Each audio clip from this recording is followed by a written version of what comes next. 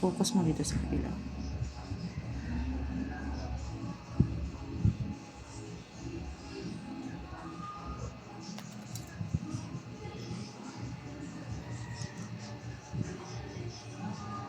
Lalim.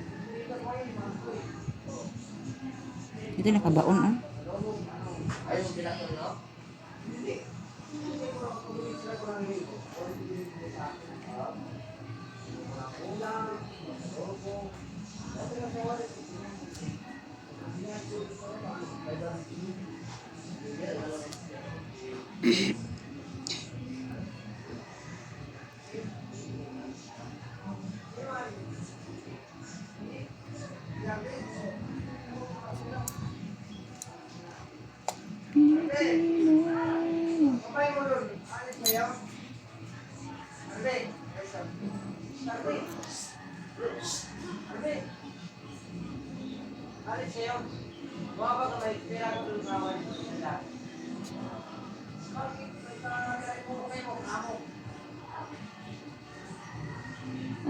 Saan naman si Raymond?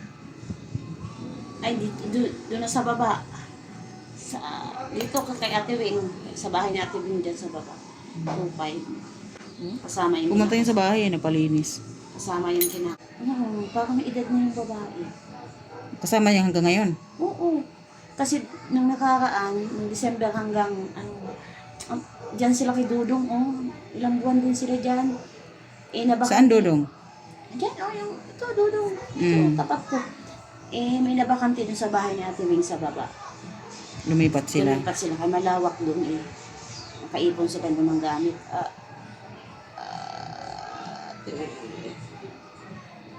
Grabe, oh.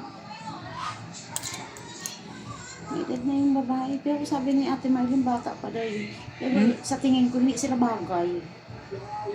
Matured siguro Oo, tingnan. matured nga na babae. Yeah. Parang may anak na rin. Baka may anak na rin yun.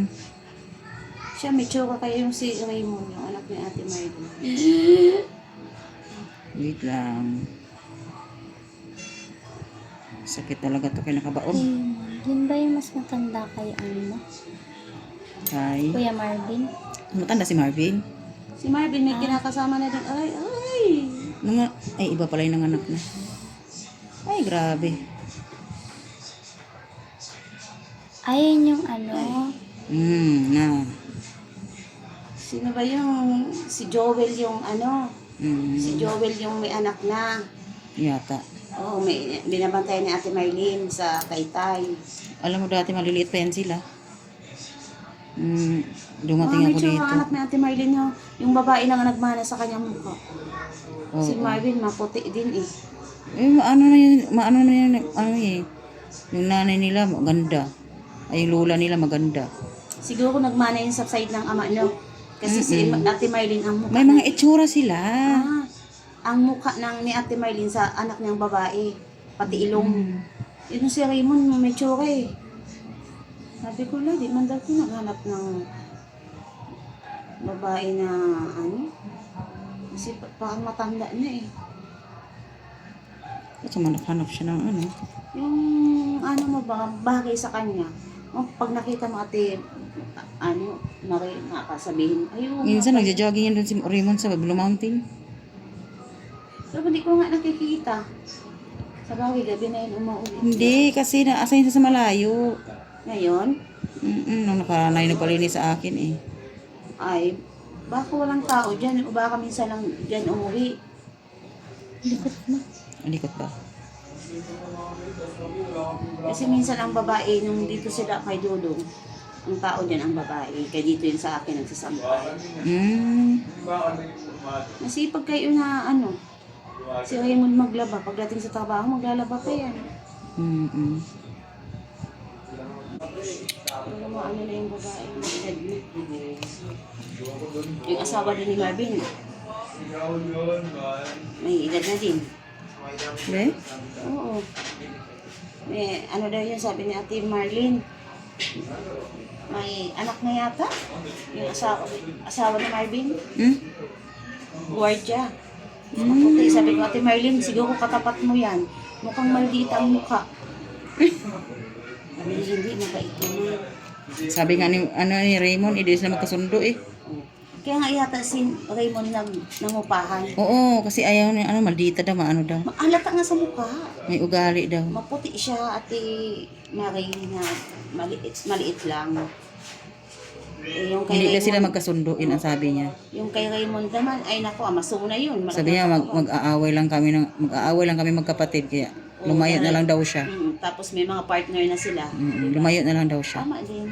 Kasi Tama si na. Raymond parang tahimik lang eh. Kaya sabi ko nga sa kanya, ganyan talaga pag magulo pag kasama-sama sa isang bahay. Oo. Kaya mas maganda may sarili ka talaga. Sabi ko nga kay Ate Marlene, kausapin yung mga anak mo, yung bahay mo, ipataas. Gusto ngayon na na pakas kay Kuya Arnold na bahay. Hindi si Raymond dun sa Yun na taas. Stop muna. Wait lang.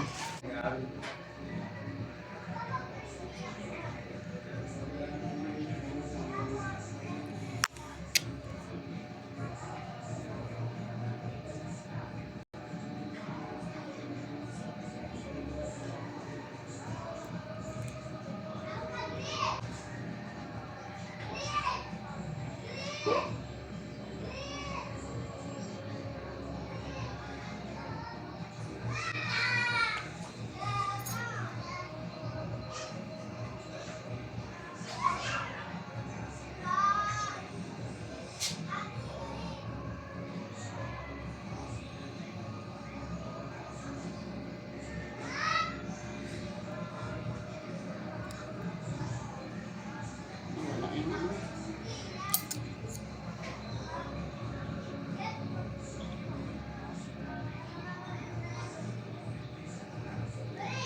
Ano na talaga tong promo? Na-over na kasi ito sa ano. Kailangan kasi ikat dito kasi umano na lumubog.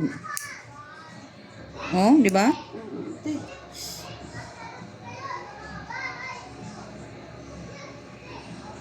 Meron pa rin. Oh! Ito na.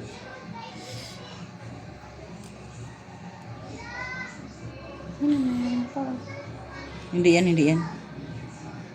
Hindi mo pwedeng anuhin to, laman yan. Alam mo, dry skin.